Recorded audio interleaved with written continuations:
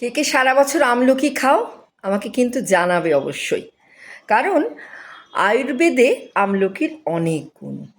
আর শুক্ল কৃষ্ণ পক্ষ মিলে আমাদের সারা বছরের 24টা একাদশী তো আছে।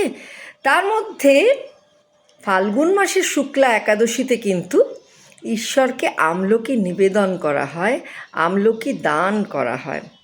আর তার সঙ্গে জড়িয়ে রয়েছে আমাদের ভারতীয় আয়ুর্বেদ পুরাণের গল্প। আসলে এক একটা একাদশীর এক এক রকম উপাখ্যান।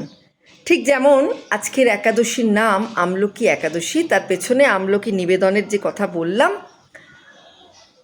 তার অন্যতম কারণ হলো আমলকি হলো সর্বরোগ হরা এক অমৃত ফল। আর শীতের শেষে আমরা জানি আমলকি গাছ পাতা শূন্য হয়ে যায়, একদিন যা ভরভরন্ত ছিল।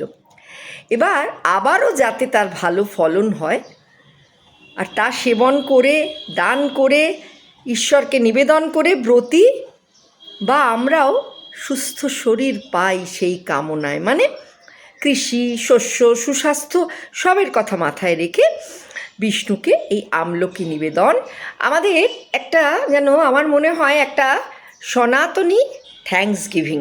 জানি না তোমাদের কি মনে হয়। এবার বলি, তা সব ফল ছেড়ে কেন আমলকি নিবেদন? সে কাহিনী রয়েছে বৃহধর্ম পুরাণে। একদা প্রভাস তীর্থে অতি আনন্দে ব্রহ্মা শিব পার্বতী লক্ষ্মীনারায়ণের সঙ্গে বসে আছেন অন্যান্য দেবতা তথা শিবের অনুচরগণও। এই সময় লক্ষ্মী পার্বতীর ইচ্ছে হলো তারা স্বহস্তে শিব এবং নারায়ণকে স্বকল্পিত মানে স্বসৃষ্ট মানে তাদের দ্বারাই উৎপন্ন দ্রব্য দিয়ে পুজো করবেন। ঠিক তখনই দুই দেবীর চোখ থেকে দুফোঁটা জল মাটিতে ঝরে পড়ল, আর যার নাম হলো অমল আনন্দাশ্রু। আর সেই অমলপ্রভ আমলকি নামক ধাত্রী ফলে বৃক্ষের জন্ম সেই অমল অশ্রু থেকেই। আর ফাল্গুনের শুক্লা একাদশীতে হরিহর রূপী পবিত্র বৃক্ষের পাতা দিয়ে ফল দিয়ে হরিহরের পুজো হয়।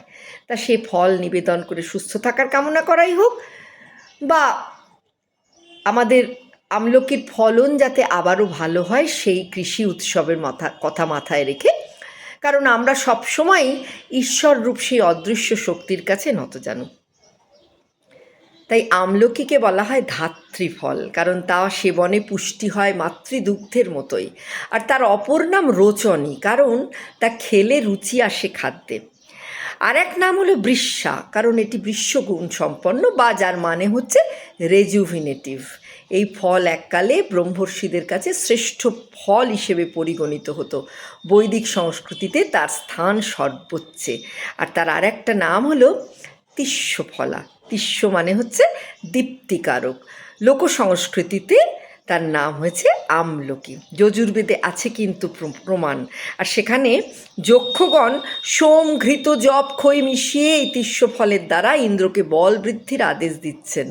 তাই আমলকি কেমন লাগে খেতে, আর আমলকি আমরা খাবই প্রতিদিন, কিছু খাই আর না খাই।